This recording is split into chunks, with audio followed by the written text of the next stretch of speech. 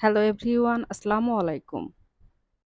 আমার মতন যাদের সন্ধ্যার সময় হলে টেনশন হয় যে বাচ্চাদের জন্য কি বানিয়ে দিব, কি ভেজে দিব, তারা এরকম করে সিরিজ দিয়ে সুন্দর, সুন্দর পিঠা বানিয়ে বক্স করে রেখে দিতে পারেন। এই সিরিজ পিঠা বানানোর জন্য আমি রাতে চাউল ভিজায় রাখছিলাম। তো সারারাত ভিজে দেখেন চাউলগুলা কত সুন্দর ফুলে গেছে। এখন আমি পাটায় বেটে নিব। এই চাউলগুলা ব্লেন্ডার করলে হয় কিন্তু একদম কিন্তু শুকনা হতে হবে। একদম নরম হলে তো এই পিঠা হবে না। আর ব্লেন্ডার করলে দেখবেন যে চাউলগুলা যে শুকনা থাকবে ভালোমতো ব্লেন্ডার হবে না। তার থেকে পাটায় বেটে নেওয়াই ভালো। এই চাউল কিন্তু একদম মিহিন করে বেটে নিতে হবে। সব চাউল আমার বেটে নেওয়া হয়ে গেছে। আর এই চাউলের মধ্যে কিন্তু কোনো গুটি, গুটি থাকা যাবে না। যদি গুটি, গুটি থাকে তাহলে সিরিজের যে মুখটা আছে ছোট চিকন ওটা দা বের হবে না। চাউলের আটা আমি আলাদা, আলাদা করে নিব। নিয়ে আমি যে ফুডস কালার গুলা যা আছে ওগুলা মিশিয়ে নিব। দেখেন কালার গুলা কেমন হয়েছে। আমি এই ৪ টা কালার দিয়ে পিঠা বানাবো আজকে। আপনাদের হাতের কাছে যদি কোনো কালার রং না থাকে তাহলে আপনারা সাদা বানাবেন। তাহলে হলুদ দিয়ে শুধু হলুদ কালার করবেন। আবার যদি হলুদ দিয়ে আর চুন দিয়ে করবেন সেটা হচ্ছে খয়েরি কালার হবে। এই চাউলের আটা কিন্তু একদম শুকনা, শুকনা করে বেটে নিতে হবে। তারপরে যদি একটু, একটু করে পানি দিয়ে গুলতে হয় তাহলে পানি দিলে কোনো সমস্যা নাই। আপনার হাতের অনুমান অনুযায়ী তারপরে পানি দিয়ে আটাটা গুলে নিবেন। এই কলার পাতাগুলা কেটে আমি কিছুদিন ফ্রিজে রেখে দিয়েছিলাম যেন নষ্ট না হয়ে যায়। তাই কালারগুলা এরকম নষ্ট হয়ে গেছে কলার পাতার। আমি সবথেকে আরেকটা সুন্দর একটা কথা বলি পিঠা বানানোর মধ্যে। আমি যে পিঠাটা ১ম পিঠাটা বানালাম ঠিক এরকম করে যদি পিঠা বানান, পরে দেখবেন যে তেলের মধ্যে সবথেকে বেশি ফুলে এই পিঠাটা। আর উপরে যে আরো উপরে ডিজাইন তুলে ফুল তুলবেন তাহলে ওই পিঠাটা দেখতে সুন্দর লাগবে কিন্তু তেলের মধ্যে তেমন একটা ফুলে না। আমি নতুন সিরিজ কিনা নিয়ে আসছি তো এই সিরিজটা এত শক্ত। এই পিঠা বানাতে অনেক কষ্ট হয়েছে।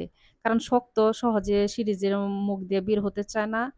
তার জন্য আমি পিঠাগুলা সুন্দর করে বানাতেও পারি নাই। সিরিজ নরম হলে পিঠাগুলো আরো অনেক সুন্দর হতো। এই পিঠাগুলো আমাদের টাঙ্গাইলে অনেক ভালো চলে। আমাদের ঈদ আসলে ঈদের আগে যদি এই পিঠা না বানানো হয় তাহলে মনে হয় যে ঈদের আনন্দটাই নেই। আমি এই পিঠাগুলো আগে অনেক বানাতাম।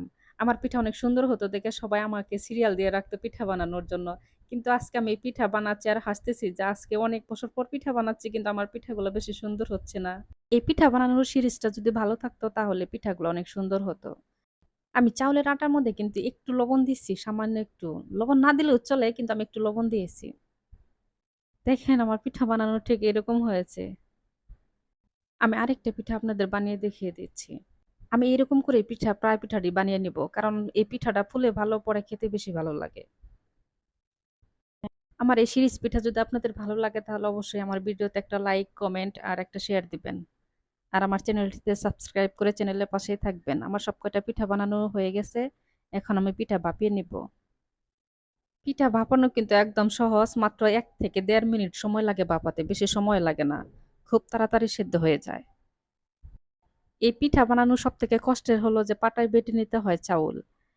এটা একটু কষ্ট আর সবকিছুই সহজ। বানানো সহজ, ভাপানো সহজ। আর শুকাতে কোনো কথাই নেই। এমনিতেই দেখবেন যে এক রোদেই শুকায় যাবে। আর ভাজতে তো সময় লাগে না। আমার সব কয়টা পিঠা ভাপিয়ে নেওয়া হয়ে গেছে। এই পিঠা সেদ্ধ করার সময় কারেন্ট চলে গেছিল। তা কিচেনের মধ্যে একটু অন্ধকার লাগলো তাই আমি ছাদে নিয়ে আসছি। আমি এখন এই পিঠাগুলো একটা, একটা করে এরকম করে ছড়িয়ে শুকা দিব। তাই তাড়াতাড়ি শুকিয়ে যাবে। ছাদে অনেক রোদ ছিল আর এক রোদে শুকায় গেছে। কিন্তু আমি এক রোদে শুকাইয়া উঠাই নাই। আবার পরের দিনও শুকা দিছিলাম। দেখেন শুকিয়ে একদম শক্ত হয়ে গেছে। পিঠা তো শুকিয়ে নেওয়া হয়ে গেছে। এখন আমি ২-৩ টা পিঠা ভেজে দেখিয়ে দিচ্ছি। আমি ৩-৪ টা পিঠা ভাজবো তার জন্য কড়াইয়ের মধ্যে আমি অল্প করে তেল দিয়ে দিয়েছি। তেলের মধ্যে আমি এখন কয়েকটা ভেজে উঠিয়ে নিব। দেখেন পিঠাগুলো কত সুন্দর ফুলে উঠতেছে। আর খেতেও কিন্তু মাশাআল্লাহ অনেক মজা হয়েছিল। সবাই একবার হলেও বাসায় বানিয়ে খেয়ে দেখবেন। আশা করি অনেক ভালো লাগবে। আর যাদের কাছে কলার পাতা নাই তারা স্টিলের যে প্লেট আছে সেই প্লেটের মধ্যে বানিয়ে তারপরে ভাপিয়ে সিদ্ধ করে নিবেন। সবাই ভালো থাকবেন। আল্লাহ হাফেজ।